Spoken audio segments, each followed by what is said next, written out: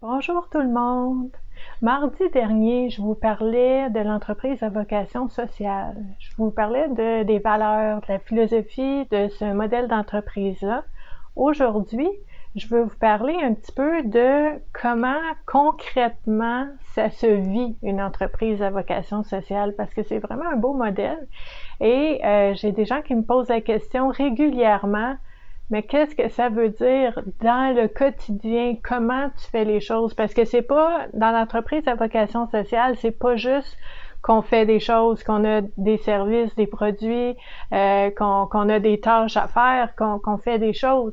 C'est plutôt dans le comment on fait ces choses-là. Donc, c'est l'entreprise à vocation sociale, cette vocation-là, elle va vraiment teinter, imprégner absolument tout ce qu'on fait.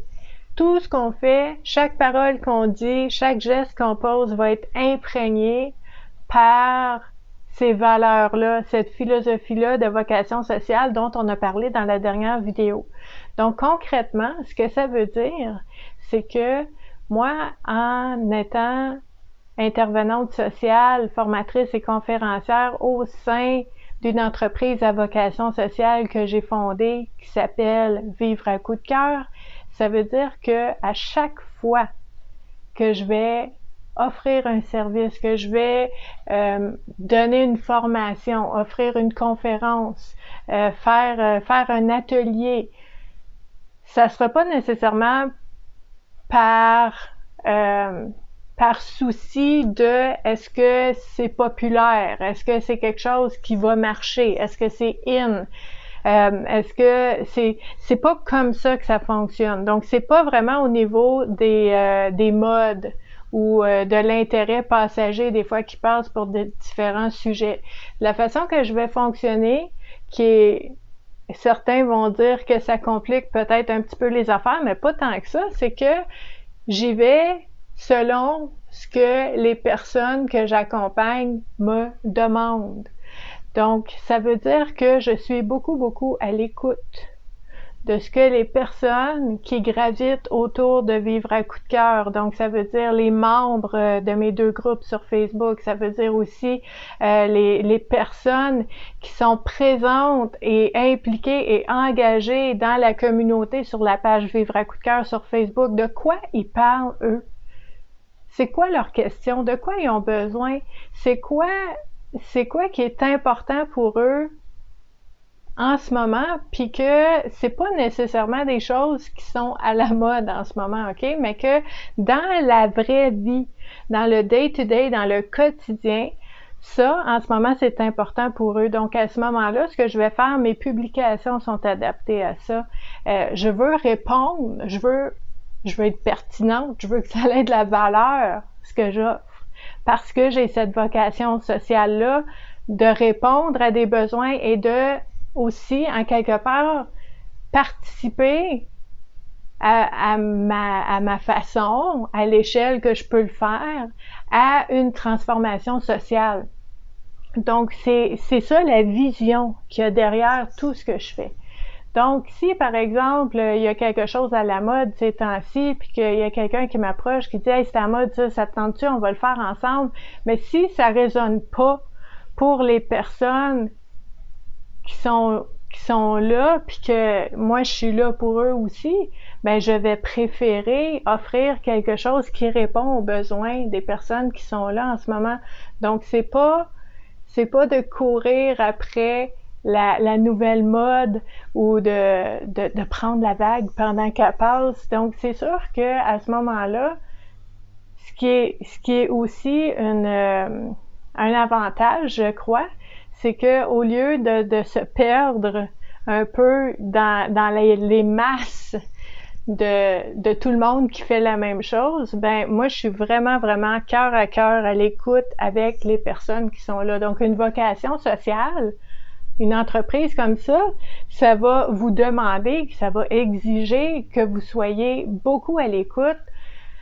Ça va exiger aussi une confiance totale en ce que vous êtes en train de faire et d'offrir, parce que des fois, vous allez avoir l'impression de marcher en solo, d'être seul sur votre chemin, puis de dire « ils sont où tous les autres? Est-ce que je suis à la bonne place? » Ça veut pas dire, si on suit pas la foule, ça veut pas dire qu'on n'est pas à la bonne place.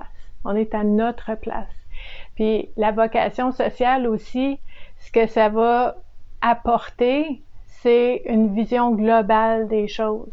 C'est pas juste de regarder en surface qu'est-ce qui se passe, mais c'est de voir globalement qu'est-ce qui se passe et comment moi, je peux, en tant que personne, avec mes qualités, avec les choses que j'ai pas aussi, là, on n'a pas toutes les qualités au monde, mais avec ce que nous, on peut faire, avec nos compétences, nos aptitudes, comment on peut répondre à une partie d'un besoin, soit d'une personne, d'un groupe de personnes, d'une communauté, d'une société, d'un monde éventuellement. Donc, je crois aussi que le modèle de la vocation sociale, c'est surtout attirant pour les personnes qui croient à un avenir meilleur, puis que c'est pas juste d'envoyer des prières puis des pensées positives puis dire j'espère que ça va bien aller un jour, mais pour les personnes, si vous êtes comme moi, qui veulent mettre la main à la pâte, l'épaule à la roue et dire qu'est-ce que moi je peux faire pour améliorer les choses, au moins à ma façon, à petite échelle, dans mon milieu. Donc, vivre à coup de cœur, ça fait partie de ce qu'on veut faire dans la société et dans la vie des gens en individuel pour chacun. Et dans le quotidien, dans le day-to-day, ça veut dire que je suis très, très, très à l'écoute et présente, disponible, accessible. Donc, tu sais, les gens vont m'écrire sur Messenger, je reçois des courriels.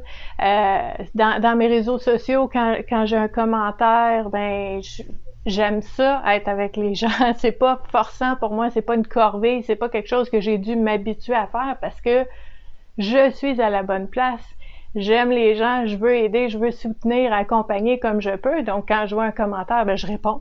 Puis là, ben, on échange, on discute, puis ça peut aider d'autres personnes. Donc, c'est vraiment de façon authentique aussi. Parce que si vous vous forcez, si vous dites, moi, je vais avoir une entreprise à vocation sociale parce que pour une raison ou une autre, vous trouvez que ça paraît bien, puis que là, vous dites, OK, il va falloir que je fasse ci, il va falloir que je fasse ça, il va falloir que je sois très présente sur les réseaux sociaux, il va falloir, les gens vont le sentir, ça.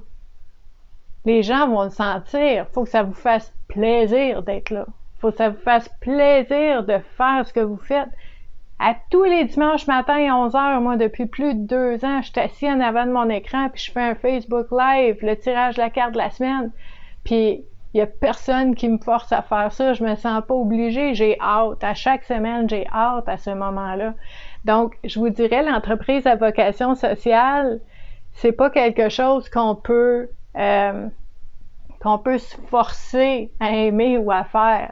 Tu sais, on aime ou on n'aime pas. C'est clair de même. Donc, ça fait partie de mon quotidien pour vous expliquer un petit peu comment ça fonctionne, d'être très, très, très, très présente auprès des personnes qui côtoient, qui fréquentent Vivre à coup de cœur. Ce que ça veut dire aussi, ça veut dire que au niveau de l'entreprise à vocation sociale, on veut incarner ce qu'on offre. Pour moi, c'est clair, c'est normal, mais je vais quand même l'expliquer parce que c'est peut-être pas nécessairement quelque chose qui est très, très, très très utilisé partout dans le monde. Je vous parle de cohérence.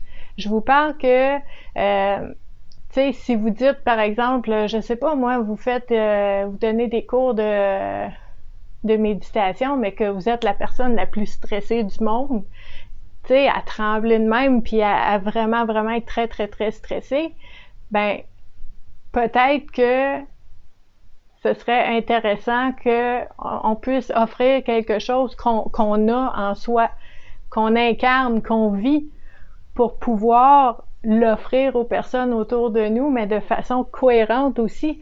Si, par exemple, j'ai une entreprise à vocation qui s'appelle Vivre à coup de cœur, puis que j'ose pas suivre mon cœur, j'ose pas aller au-delà de mes peurs, Ça veut pas dire que j'ai pas peur, ça veut pas dire qu'il n'y a pas des risques à prendre puis que ça me stresse pas des fois, mais vivre à coup de cœur, c'est d'aller voir en arrière.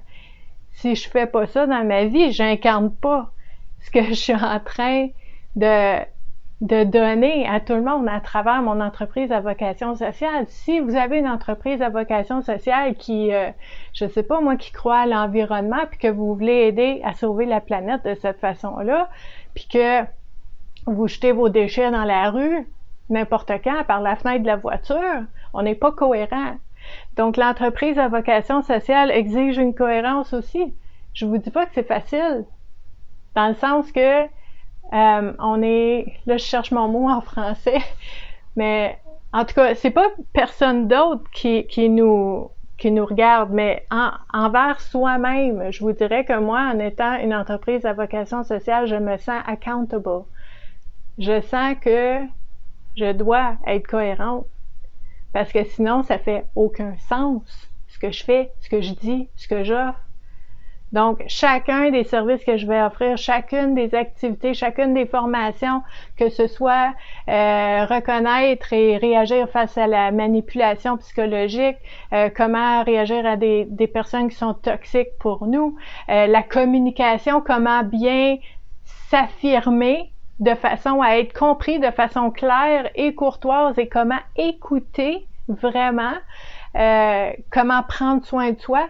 Si moi je fais rien de ça, si mes proches dans ma vie ils disent elle fait rien de ça, hein, comment ça qu'elle enseigne ça aux gens, ce n'est pas cohérent, ça marchera pas.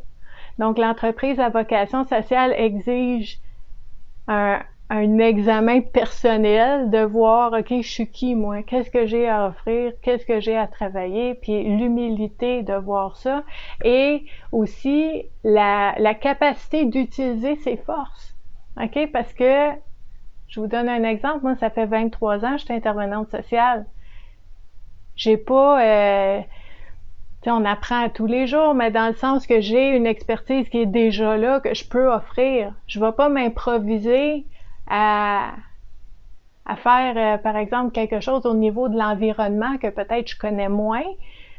C'est moins mon expertise. Ça fait pas 23 ans que je pense juste au recyclage ou à refaire des objets, leur donner une deuxième vie. Ça m'intéresse, mais c'est pas mon expertise.